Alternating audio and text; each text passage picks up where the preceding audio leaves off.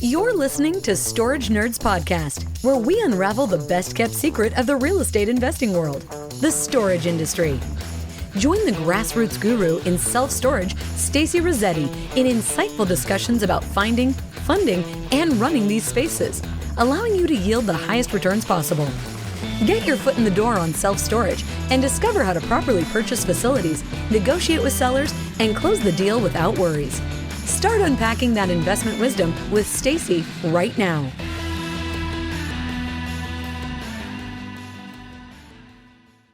So now let's get into the Mission Self-Storage property here, and I want to show you what we got. I'm going to brag a little bit because I'm super excited about this deal. If you've followed me, you've seen me post it out. But so our brand, one of our brands is Mission Self-Storage. And Mission Self-Storage is, we bought this property in Macon. So if you don't know, so I live in Tallahassee, just so everybody knows. And all of our property, I started in Atlanta with storage. And so a lot of our properties are in Georgia. We have Tennessee, we have Georgia, and then we have Florida properties. Okay. But Macon, if you guys don't know Macon, Macon is like right in the middle of Georgia. And it's kind of one of these like industrial cities. It reminds me a lot of Memphis, if you've been to Memphis before.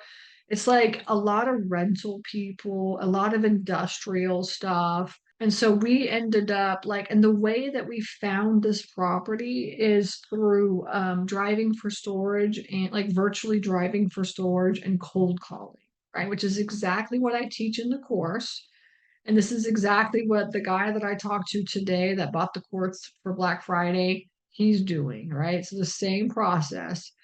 So you can see here's Macon, and then here is Warner Robins right here. This is it. And then our property is kind of just right south of Macon, right in the middle, but it's Macon address, okay? And you can see, excuse me, I'm going to Google Maps, right, to find storage. And then, here's the, the regular view that you're going to get, but we always look in satellite view. And then this property here, you could see is it's coming outside of Macon right here. And there's like a big highway right here, this highway. And then ours is like kind of right off this. Now, in this area right here, there is our facility. There's another facility right here, which is Gray Line Storage. This property was on the market for $2 million, like over $2 million. I need to see what this actually sold for. It was on it was on like Craigslist for $2 million. So I'd be interested to see what it actually sold for. But this is like one of our competitors. And then this one over here, and then there's two others right here, and these are our three others right here. There's one here, there's one right here, and then there's one here. So this is kind of like a big area where there's storage. So my husband, and these are bigger facilities. My husband, he went like when he went to go look at the facility, we found the facility, we talked to the owner, and then I was like, you got to go out and look at this facility and see if it's something that you want to buy. And so he did, he drove over, and then what he did is he went to this facility and took a look at it. And then he came over to this facility, and this one has an office, so he pretended to be a tenant. And he walked into the office and like tried to get some pricing and stuff like that, and see what they're charging for units. So it's like mystery shopper kind of stuff is what it is. And then he went over here. Now these are, I don't think these have offices, but this one did. Now over here, so these facilities right here, they're charging, for a 10 by 10, they're around 85 cents a square foot, $85 for a 10 by 10. All right, so that's what these are. And then this one as well over here. This is where ours is. Where's ours? Yeah. So this one over here, and you see this one here also is $85 for a 10 by 10. I don't know if the new company changed, the pricing, but when we looked, that's what it was. That's what it was. And so then we kind of, went off those numbers. We did the competitive analysis. I'll show you. I'm talking about doing the competitive analysis right now. And and it's really key to look at your competition and see what they're charging. Now, this is Macon is a secondary market. Okay, this is not now obviously inside Macon, like when you go over here up in this area and go downtown and stuff, like you could see, like here's a storage facility right here. See, maybe this looks like a storage, maybe not, but that, yeah, looks like a storage facility. But like, and this one maybe too. But this is all primary storage. This is like primary. So I bet you there's a lot of bigger players here. But when you come out of Macon and kind of come out here, there's not a lot of bigger players out here. There's a little bit like, there's just you just mom and pop. So I consider this to be really a secondary market, maybe primary market. You guys tell me what you think. Is it secondary or primary? So so anyways, so this facility here as well too. This was not when we bought this facility or when we were looking at this facility, it was not on Google Maps. It's on Google Maps now, right? Because we put it here, but you can see that it wasn't there previously. And so that was another hint to us that, maybe it wasn't managed properly. And so we ended up meeting the owner. I met him on Zoom. I never really met him face to face until later, like right before we closed the deal. But so we met him on Zoom and talked about it. He said that he lived in Atlanta and he was having a really hard time managing the facility because it was so far away. He didn't have enough time to get down to it. And it really needed a lot of work and it was a lot of money. And he did not have the money to put into what needed to be done. Okay. So this property, this building over here, there was a fire in it. Like I think in one of these units or something, there was a fire. And so what happened is like he collected the insurance money, but then he never put the money back into like restoring the facility. Okay. And we didn't know that. Pete didn't know that until he actually drove in and looked at the property. Okay. Okay, because the owner didn't tell us this, but then we realized there was like a lot of charred units over here. So we were like, what's going on? He said, oh yeah, there was a fire like a couple years ago. He's like, I never did anything with it and fixed it. This property is 25,000 square feet, between 20 and 25,000 square feet. So here you could see that there's this building here, which is an indoor kind of like warehouse area that somebody was supposedly renting and they had died. And so they were renting it for a couple $100 a month. And then they died. And then for like a year or so, it never got cleared out. And the owner never did auctions ever. He never did auctions. Okay. And then here there's a whole bunch of like really kind of weird sizes and stuff here, but there's a really long building. It doesn't look that big, but this is a huge storage facility. It's a lot. There's 180 doors, maybe it's like about 180 doors, not including this building right here. Okay. And the owner was only making for this entire property less than $1,000 a month. Okay. So he had no income at all. Like he said he was making $1,000, but the truth is he wasn't even really making that much. He was barely making any money at all. And so it was just all in all for him, it was a really bad investment. He was not doing what he needed to get done. Now he had gotten it seller financed to him.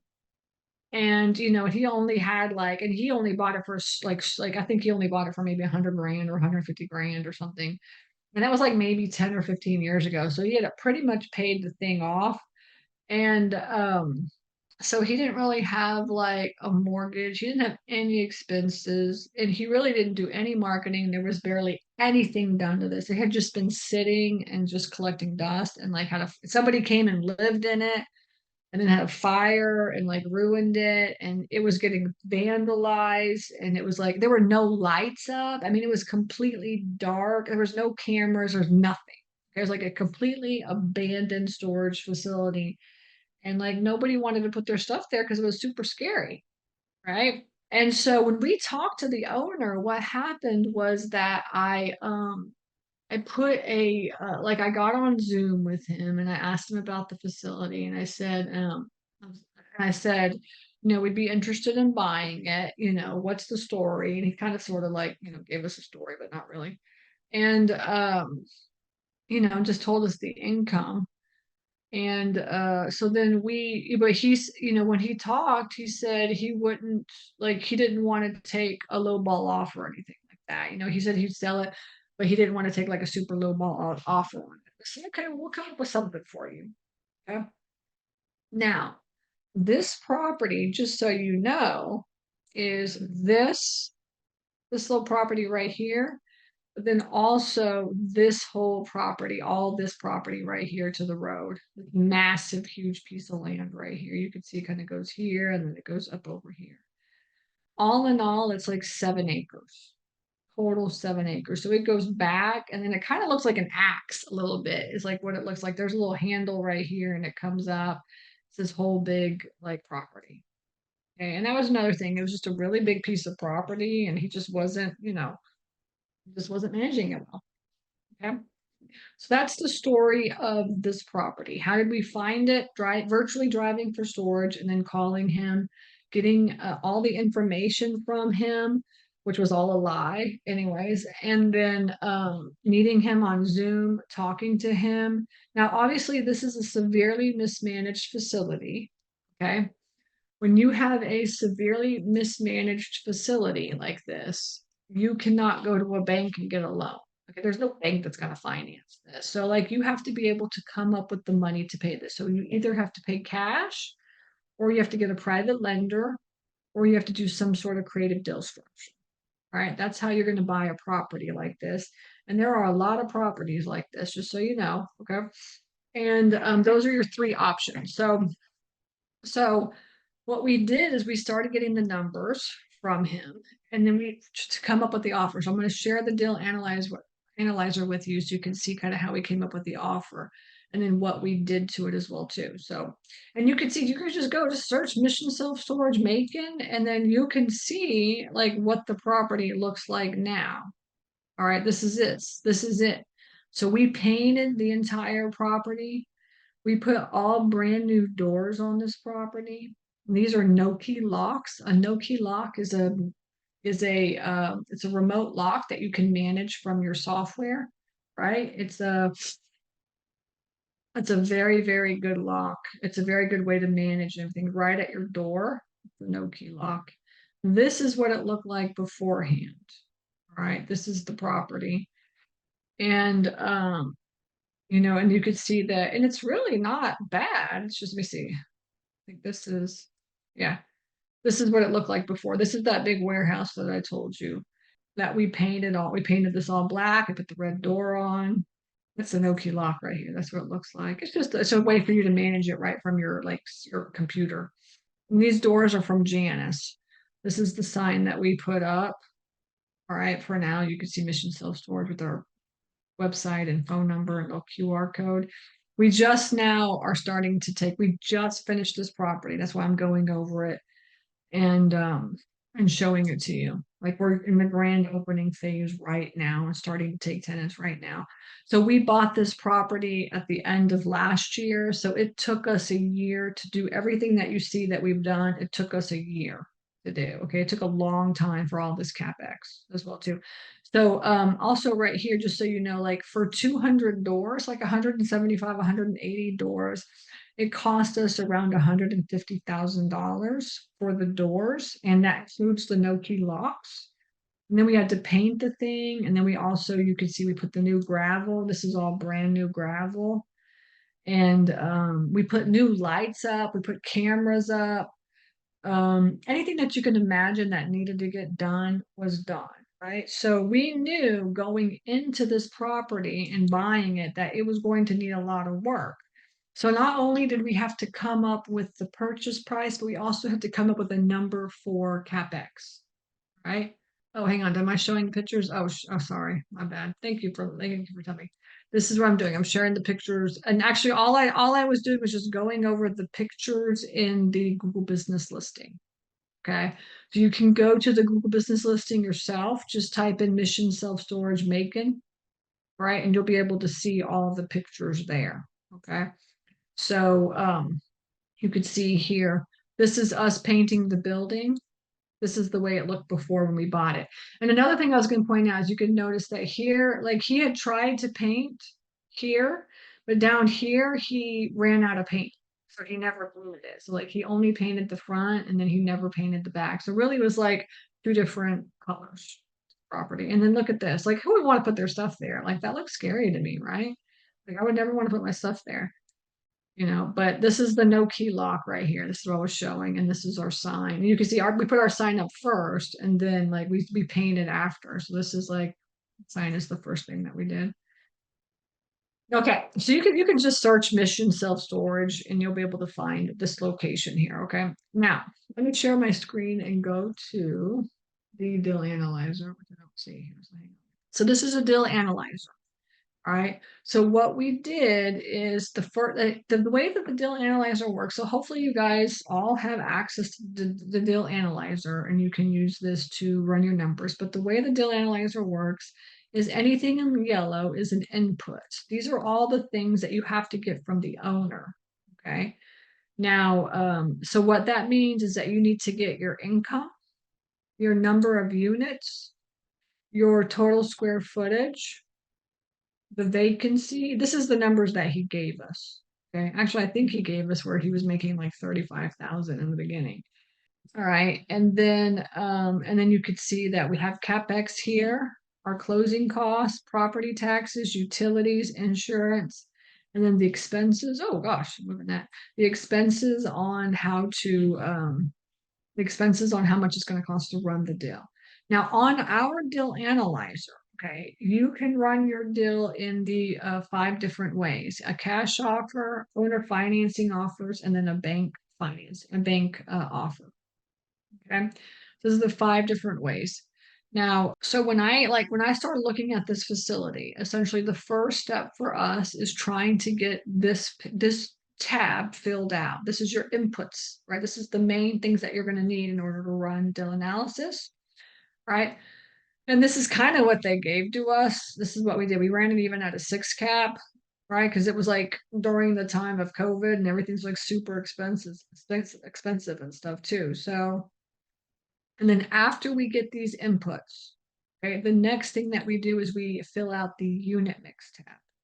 Okay. The unit mix tab is where you put all your units, the unit sizes, if they're inside or out, the square footage, the number of units, right? Total square footage, and then your rate of what you should be charging or what they're charging. If if they were full, this is what they'd be charging, or this is if they were filling up. Okay. This is the rate. And then you can also look at your market rate, right? Which is what the competitors are charging. So you fill out the unit mix tab so you can see here. It actually comes out to 20,000 square feet. And so we'll change that here. So it's got these here. And you've got the building here, the 30 by 82, which is 2,400, 2,500 square feet. You've got the prices right here. Okay.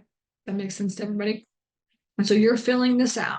So step 1 is to fill out your inputs here. Step 2 is to get your unit mix with the rate that they're charging. Okay.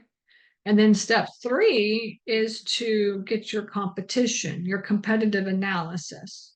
So you can see here, all those facilities that I showed you, all 5 of them are all right here.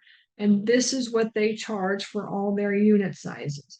And actually what we do is we compare our unit sizes to their unit sizes. Right? We can do apples to apples. So if we have a 5 by 5, which of these are charging and what are they charging? You can see we have $35 as our standard rate, but Rutland is charging $43. We have 5 by 10s and we charge $50, but Rutland is charging 81 and everybody else is 59. So then you can see it comes down and it creates what's called the average price per unit. So for every single size, right? Excuse me, I'm pushing buttons. Every single size is going to be create an average per unit cost, right? And then also the square foot cost. So you can say, obviously, Smaller facilities create a bigger price per square, smaller units create a bigger price per square foot versus like a bigger unit. So you're comparing apples to apples. And then you can see here we put some climate control down. If there was any climate control, we have a couple of climate control spaces there as well too. What are they charging as well? And we're looking at those prices. Okay. All right. So this is the competitive analysis. And actually, this competitive analysis is like one of the most important steps of all of them, because this is what is going to create your opportunity cost. This is what's going to create your opportunity and your value add in the property. How much money is the price per square foot currently making, and how much can it possibly making? That's what you're looking at, okay? So once we put all of the unit sizes and the competition into the competition tab, you can see that the average rate is 85 cents a square foot, right? It just calculates for us here. So it's basically what it's doing is it's taking just all these price per square foots that we have, and then it's putting it into the tab here. It's just putting it in here. It's 85 cents a square. Okay. And then you can see here, this is where we do like physical occupancy, like what is actually filled right here, physical occupancy. You can see nothing's filled except for like one, right? That was it. Okay. So, and that was it. That was the only income that this guy's making. It was really truly like an abandoned storage facility. And we're buying it as if we're in the lease up phase. Okay. So for us, getting the inputs, putting them in here, getting the unit mix and putting that in with the prices, and then looking at the competition is really kind of the first three steps that you do in running deal analysis on a storage facility. Okay. And you could use any deal analyzer that you want, but this is just we use ours. This is how we use it. Okay. And then once you get those three, if there's any other income that's coming into the property, the way that we look at our properties, if you see on the info page, is there's three different ways to evaluate your properties. The first one is the current, like as is right now, what is this property worth? Okay. Like with the income that's coming in, etc.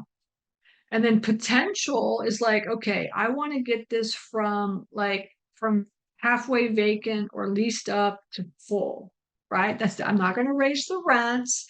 All I'm doing is trying to get this thing full. That's like, step two. It's like step one is this, step two. Step one is buying it and assessing the current income. Step two is like, okay, what do we need to do to get it full? Like most likely you're not going to be raising rents on a lot of on your vacant units or even the ones that are there. If it's like there's a lot of vacant units, you're not going to raise rent. Like you're going to just work on like marketing and trying to get it full. That's this potential here. Excuse me. And then after updates is like opportunity. And you can see here where it has current is like all of our as is inputs. Potential, we're not changing anything except we're just getting it to 8% full. And then after updates is where you can change the number of units, the total square footage, and the price per square foot, and your vacancy. You see what your opportunity can do? You could add units, you could add square footage, you can increase your price, or you can increase your occupancy. That's the opportunity in storage, okay? And so that's how we calculate it here. Now, so when we evaluate our properties, we're looking at current, potential, and after updates, which we separate out into three tabs on our deal analyzer. This is current, this is the potential, and this is the after updates. And then you can see that there's two yellow lines right here. This is where you would input if there's any other income. So let's just say that it has a sign and it's making $300 a month on the sign. And you would input that here into other income.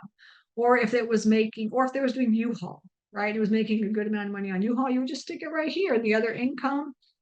And, so that way you add any type of income, because a lot of times storage facilities do have a lot of incomes, like different types of incomes coming in. So you would just put that right here.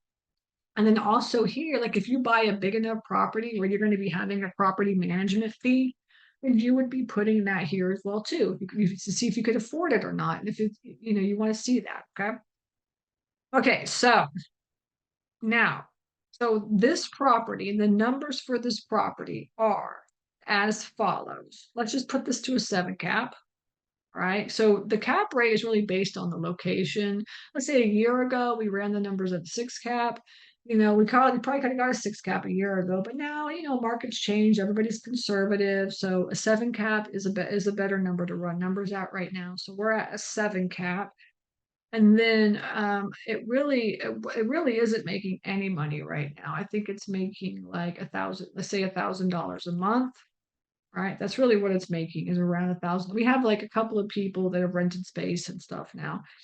So, and then the number of units, remember, if you put your units in correctly, if you put all your units in correctly, all your prices, all your total square footage, this number will just be calculated right here. And it's 18,000, it's sorry, 18,000, 186 units at 20,560 square feet. So that's where I got that number. So if you can just get them to give you the unit mix and the number of number of units and the square footage, you can calculate these two numbers right here. These two numbers are very important. And it's all, storage investing is all about square footage, number of units, right, is in vacancy. So it's 186 units and it's 20,560 square feet. And we are at like, let's just say that we're at like 8% full, right? And we need to get it to 92% full. Okay, so oh, sorry, wrong way. 92% here. 92% vacancy, okay, is where we're at. So this kind of looks good to me. Now, obviously here, this number, we're not adding any more units. We're not adding the square footage. We are adding parking actually. So, but we haven't done that yet. But, and then this 77 cents, I mean, essentially what we did is we did our competitive analysis. We looked at all the different competitors, remember, and then we added them up and it comes out to 85 cents a square. But when we ran the numbers, we put in 77 cents a square foot. That's why 77 cents is there, just to be on the conservative side. We knew in order to get leased up, we're going to have to be cheaper than everybody else. So we ran the numbers at 77 cents a square foot. Okay. And you could see that we also added in our CapEx. Okay. So I knew that we were going to have to paint the facility, add all new doors. Doors are typically around $500 each. $500 to $600 each. Painting, is whatever, painting is whatever it is.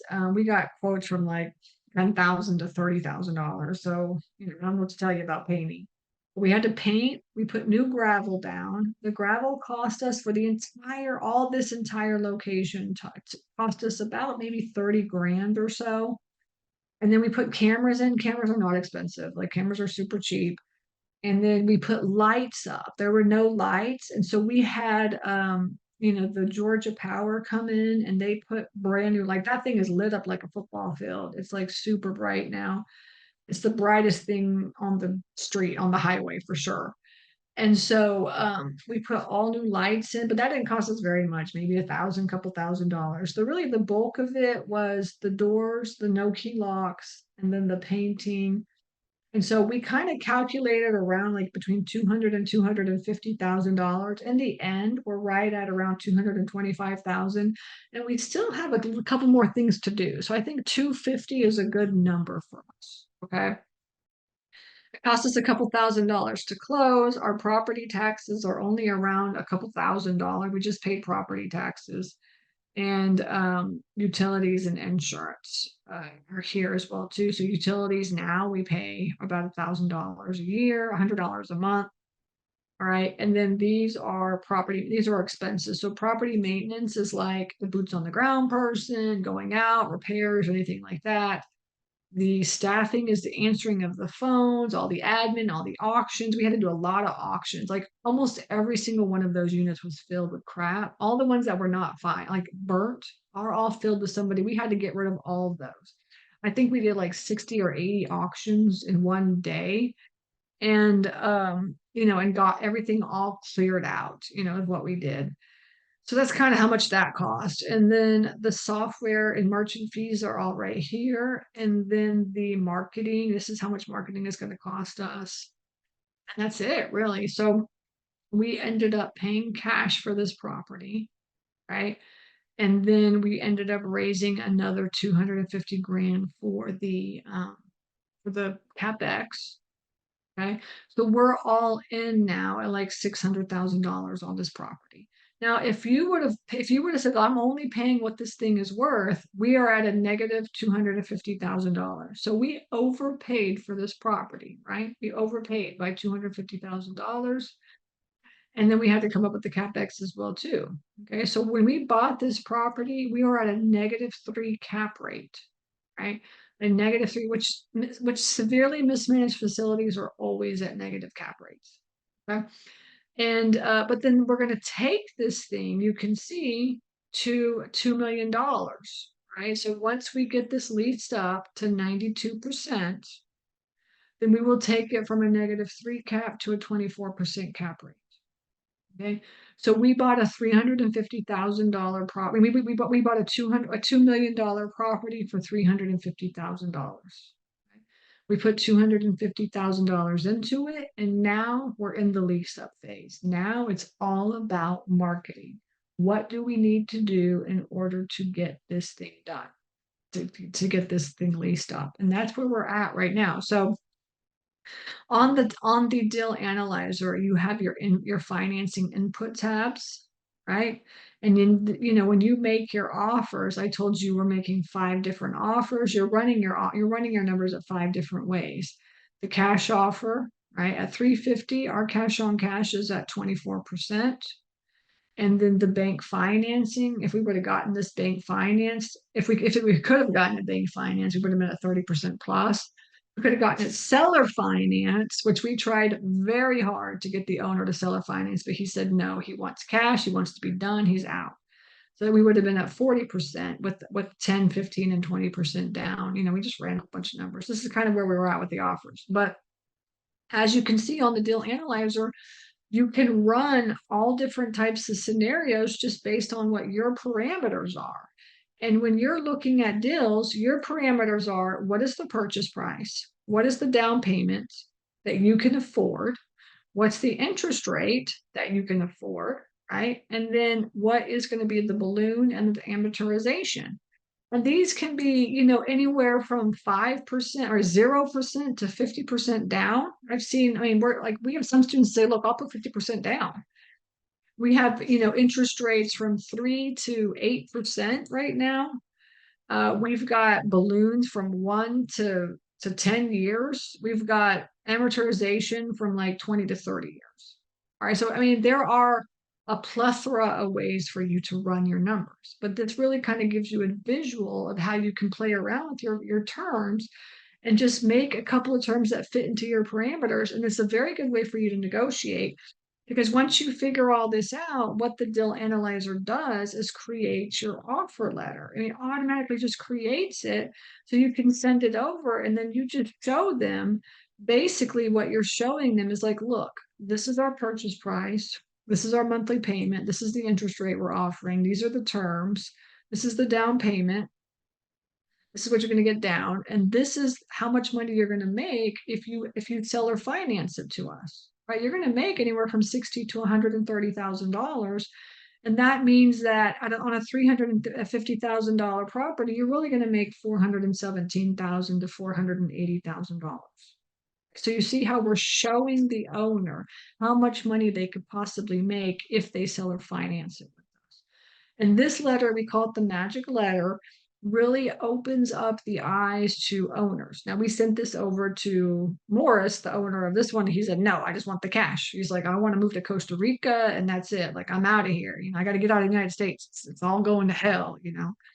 So we just paid him $350,000 cash is what we did. But in any situation, sitting and running your numbers in several different ways, and then looking at your offer letter in this way so that you're showing the owner how much money they can make is good. Now, the cash flow tab right here is where you can see like how much money you're going to be making, right? So you're always looking, and you can see here, this is the current as is right now.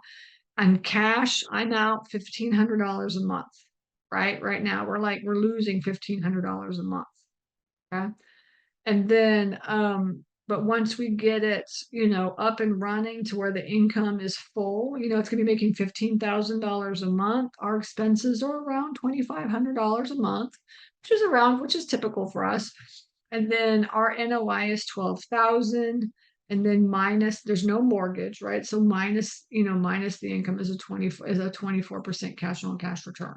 So when you're looking at your numbers, you have your income minus your expenses minus your mortgage equals your cash on cash. Okay. And that's how you would look at your cash flow for the property as well too. So that's available. So there's a whole bunch of stuff available in the deal analyzer for you to look at. But I just wanted to show you that, you can use the deal analyzer to run your numbers. And then let's say if you were going to do bank financing or owner financing, you just switch this over, right? Like bank financing right here, you could see the debt to service ratio should be at 1.3. Like banks want a 1.3 DSR right now, right? This is a negative 61. So it's not even close. So that's why I say a bank would never finance this thing. Right now, obviously, when we get it up and running, it's gonna be good. But 350 just doesn't work. And so a lot of times, if you do have to go to a bank and get a loan, your goal would be to make sure that you keep an eye on this DSR and get it to 1.25, 1.3. I mean, 1.3 is a very good number for a bank to finance a loan on a conventional loan. So SBA will go lower, right? But you have to be able to prove that it's a good deal. So anyways, that's the deal analyzer in a nutshell. And I wanted to show you this deal and just follow us on social media so you can stay up to date on like everything that we're doing, right? So like I said, we've painted new doors, no key locks, new gravel, new cameras, new lights. I mean, and then also this building here, that I was showing you guys, this building is nothing's in it right now, but we are in the process of converting this to indoor climate control, right? And that'll be something that we add as well too. And then, remember all this property is all ours. We don't know what to do with that. But this you can see is kind of cleared.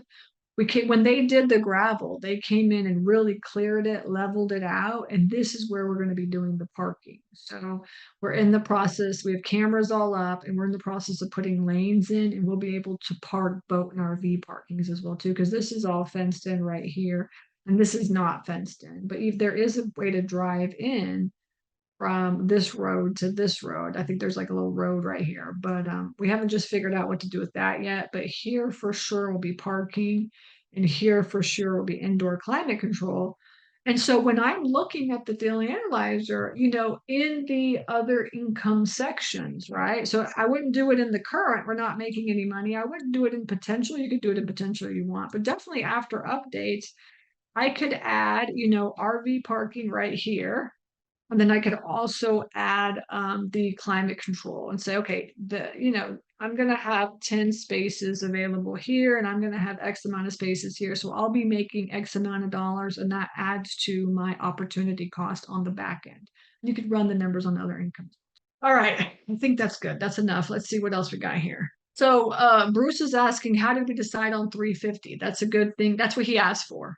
He asked for $350,000. So that's how we decided on. And that's the lowest that he would actually go. He's like, look, if you can give me 350, we'll do it. He's like, if you don't want to give me 350, then we won't do it. And I was like, yeah, I'll do 350. It's fine.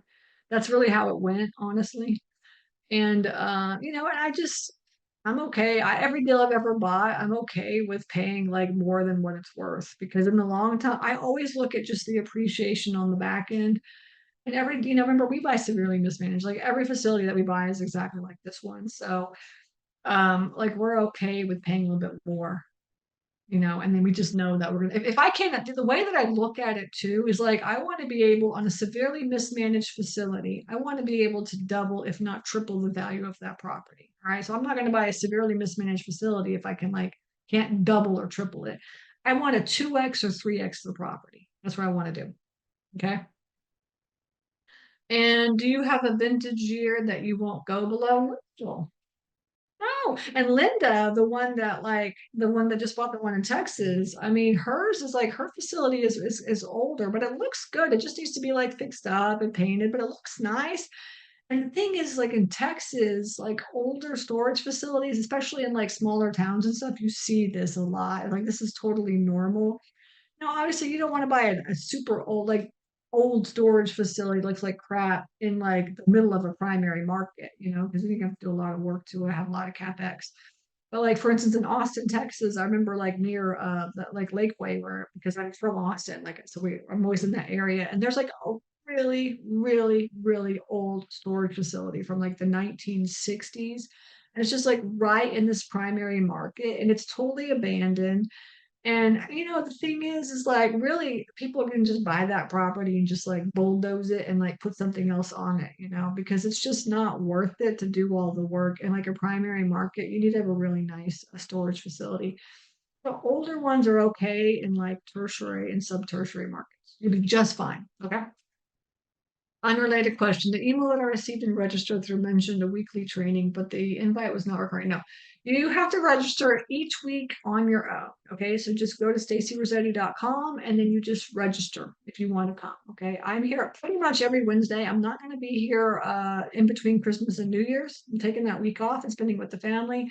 Pretty much every week I'm here, just like rambling about storage. So if you want to listen to me, this is what I'm doing. All right. But then I'm also I tell you guys about the triad, right? So it's the Wednesday trainings plus the course, plus the deal analyzer, plus my Facebook group, which is called Super Simple Self Storage.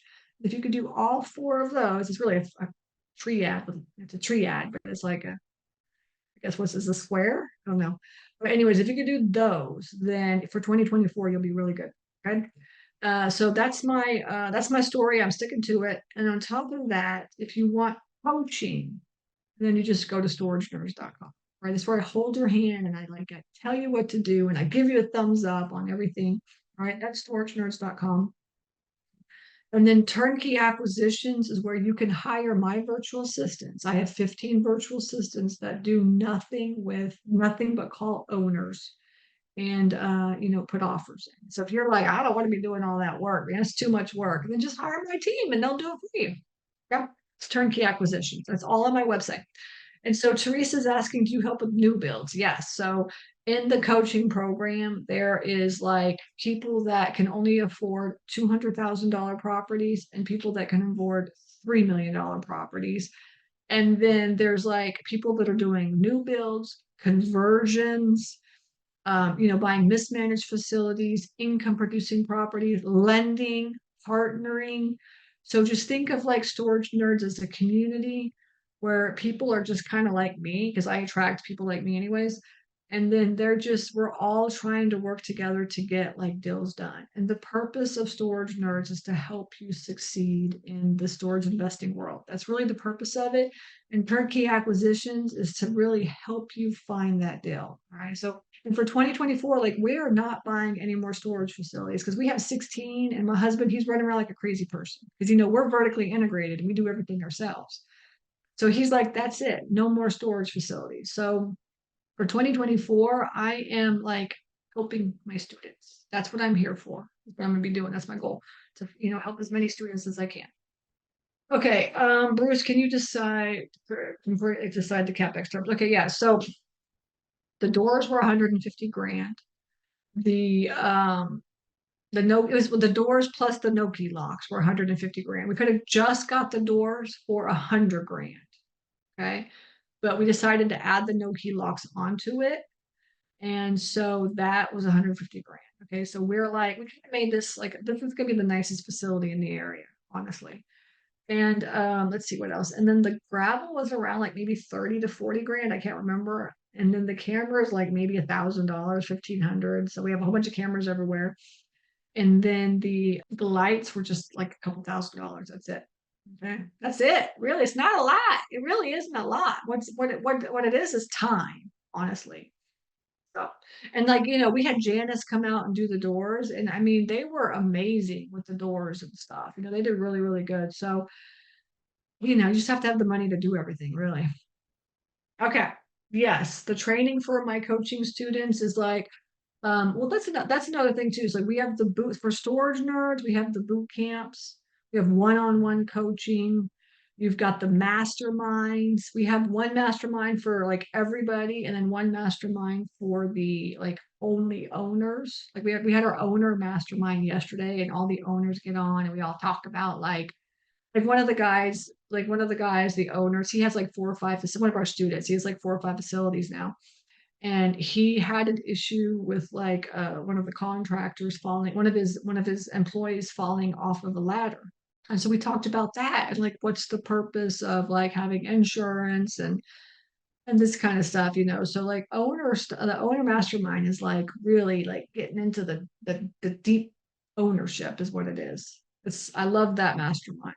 Okay. And then the other mastermind is really kind of like 101 self-storage industry, hearing what other students are doing. So I got it all, honestly. I got it all. Whatever you need, I got it. All right. It is time to go. I appreciate you guys hanging in there, and I will see you guys next week. Okay.